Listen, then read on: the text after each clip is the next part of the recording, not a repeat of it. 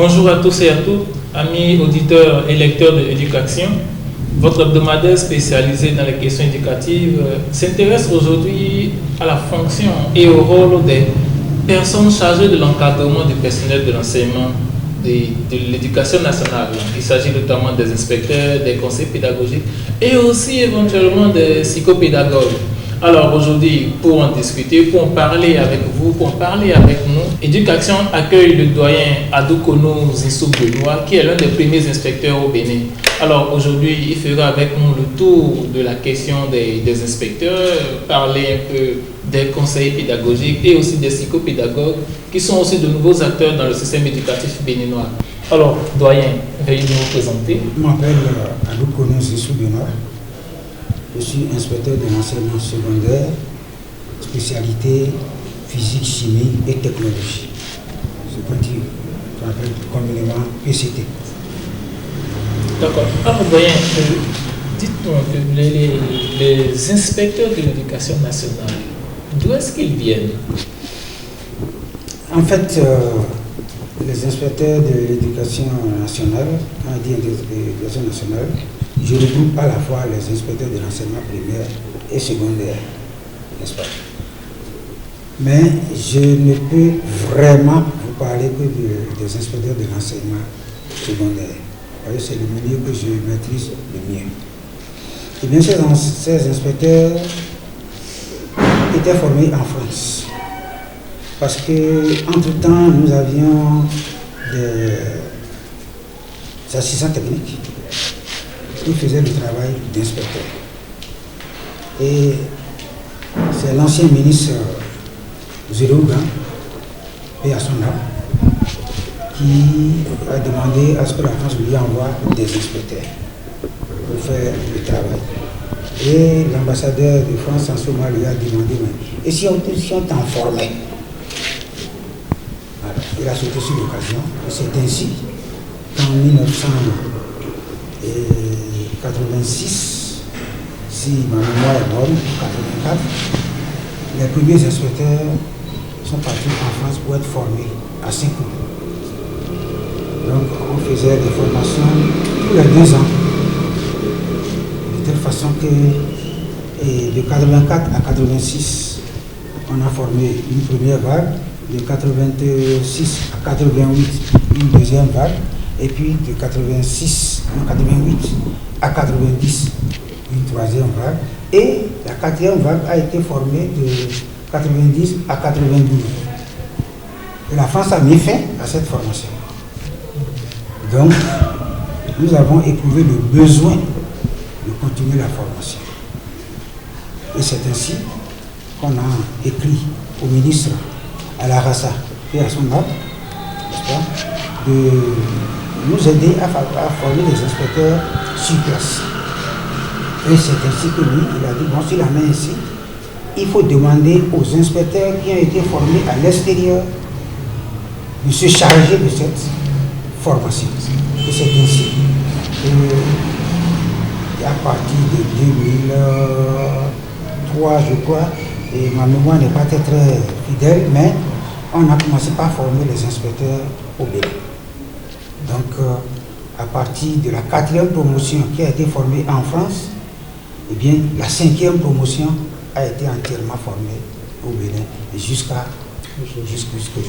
Alors, donc, c'est dit qu'entre 92 et 2003, il y a eu un peu de rupture dans la formation. Il y a une rupture. C'est justement cette rupture qui a fait que, bon, je le dis à titre personnel, parce qu'entre-temps, on m'a nommé chef du service de la formation de l'INFRE, Institut national pour la formation et la recherche en éducation.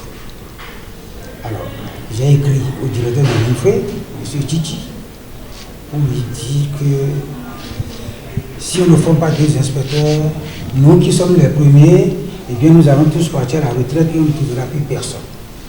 Et c'est là où il m'a demandé de lui produire un plaidoyer par rapport à ça. Le plaidoyer a été fait, ça a été envoyé au ministre qui a donné son accord. Et à partir de ce moment-là, on a mis en place le système de formation à l'école national de formation des inspecteurs. D'accord. Alors, voyons, à l'origine, quelle est la fonction, le rôle de l'inspecteur dans le système éducatif? L'inspecteur, il peut tout faire. Il peut tout faire. Mais il a deux fonctions principales. C'est la formation. C'est son premier rôle. Et ensuite, des enseignants? Des enseignants. Et ensuite, le contrôle des enseignants. Après ça, il peut être directeur départemental de l'éducation, il peut donc occuper d'autres fonctions administratives. Mais ses fonctions premières, c'est la formation et le contrôle. Et que dire alors des conseillers pédagogiques? Les conseillers pédagogiques, en brief, c'est les adjoints des inspecteurs, n'est-ce pas? Et jusqu'à un certain temps, c'est des gens qui étaient nommés, disons, par rapport à leur ancienneté, à leurs compétences, jugés par les inspecteurs. Donc c'est les inspecteurs qui, sur leurs propositions, demandent à ce qu'on nomme certains CP à certains niveaux. Donc les inspecteurs et les CP font partie de ce qu'on appelle le réseau d'animation pédagogique. Donc font partie aussi les animateurs d'établissement. Alors, récemment, il y a désormais de nouveaux acteurs dans le système éducatif béninois. Il s'agit des psychopédagogues. Alors, les psychopédagogues, quel rôle est-ce qu'ils doivent avoir dans le système éducatif? Quand on dit psychopédagogue, vous voyez déjà psychologie et pédagogie. Ils sont beaucoup plus chercheurs, capteurs dans le système. Les inspecteurs collaborent avec eux, prennent les recherches, les résultats des recherches qu'ils font et on va les expérimenter sur le terrain.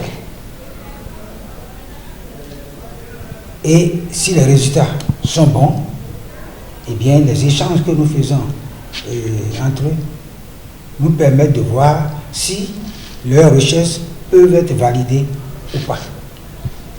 Mais l'enseignant doit subir nécessairement une formation psychopédagogique. Pas aussi approfondie que les psychopédagogues, mais parce que ce qu'ils reçoivent, c'est fait sur le terrain. Donc eux, c'est plutôt les gens qui appliquent les théories des psychopédagogues. Il n'est pas exclu que le psychopédagogue aussi vienne en classe pour voir si la façon dont on met en œuvre sa théorie est bonne ou pas. Et ensuite, on en discute pour voir la bonne chose à faire. D'accord. Alors, mais donc, sur ce plan-là, alors, le psychopédagogue est plus dans la recherche, vous dites? Oui, il est plus dans la recherche. L'inspecteur est dans la formation. Le conseil pédagogique collabore avec l'inspecteur. Alors, dites-nous, alors, comment est-ce que mettre ces trois composantes, ces trois personnes, ces trois acteurs ensemble pour un mieux-être du système éducatif? Il faut avoir une synergie entre les trois. Comment placer cette synergie? Ça veut Parce dire... qu'apparemment, ça semble que sur le terrain, il y a une guéguerre. Non, ça dit que si guéguerre il y a, c'est une erreur. Parce que l'inspecteur, lui, disons, il est un praticien. Le psychopédagogue est un chercheur. N'est-ce pas? L'inspecteur prend le CP, parce que lui ne peut pas être partout, et il permet au CP, disons, de potentialiser ce que lui, il est en train de lui montrer. Donc, il ne peut pas avoir de guéguerre. Sans une recherche approfondie, on ne peut pas avoir une bonne pratique. Et si cette bonne pratique, n'est-ce pas, n'est pas relayée par quelqu'un d'autre, eh bien, ça ne peut pas donner de bons résultats. Donc, s'il y a guéguerre entre les deux, il faut le réconcilier, si toutefois il y a guéguerre. Mais personnellement, je n'ai pas vu encore de guéguerre, n'est-ce pas? On peut plaisanter, se chamailler un peu, mais il n'y a pas la guerre. Si guerre il y a, l'éducation va tomber. D'accord, donc actuellement, dans le contexte actuel du système éducatif béninois, voici tout le reproche qui est fait au système avec les niveaux des apprenants qui baissent, les enseignants aussi dont on critique aussi la formation, le contenu de la formation et même les prestations en situation de classe. Comment réconcilier ces trois acteurs-là pour que vraiment leurs actions puissent réellement impacter les apprenants qui sont dans les classes? Ouais, le rôle du psychopédagogue, je l'ai dit, il est beaucoup plus chercheur que praticien. Les autres sont plutôt des praticiens. Et leur rôle, c'est de former l'enseignant, n'est-ce pas? Donc tous les acteurs doivent former l'enseignant. Voilà, en lui disant ce qu'il faut faire. Par exemple, demander à l'enseignant de ne pas s'arrêter à ce qu'il connaît, qu'il aille au-delà. L'une des difficultés que nous avons, c'est que beaucoup d'enseignants ne font plus de documentation. Ils ne cherchent plus. Ils s'arrêtent pratiquement au niveau où ils sont. Ce qui n'est pas correct pour la simple raison que l'éducation, n'est-ce pas, c'est quelque chose qui se renouvelle tout le temps. Et tout enseignant qui n'est pas en même temps chercheur, quand il dit chercheur, c'est pas aller dans un laboratoire pour faire des recherches, c'est que chercher pour s'améliorer lui-même. Tant qu'il n'a pas fait ça, eh bien, dans quelques années, il sera sclérosé et puis il risque même d'être dépassé par ses propres élèves. Que dire alors pour conclure cet entretien? Je voudrais demander à nos enseignants de faire de l'auto-éducation. Auto-éducation grâce au NT que nous avons maintenant. Le smartphone est un instrument extraordinaire pour faire de la recherche, aussi bien en didactique, en psychologie, en pédagogie, et aussi dans les notions qu'ils enseignent. Ça veut dire que ça va leur permettre, sur le plan académique, de se mettre encore au point. Ce que nous n'avons pas souvent. Maintenant, puisque vous me demandez mon mot de fin, je ne peux pas parler des inspecteurs sans parler de ma discipline. C'est pourquoi, si j'ai un appel à lancer, ce n'est pas aux enseignants, mais aux responsables du système éducatif, en l'occurrence le président de la République et son ministre de l'Éducation, n'est-ce pas, pour qu'on puisse doter les établissements de laboratoires. Parce qu'on ne peut pas faire les sciences physiques au tableau. On ne peut pas faire les sciences physiques sans manipuler. Puisque c'est en manipulant qu'on construit son savoir.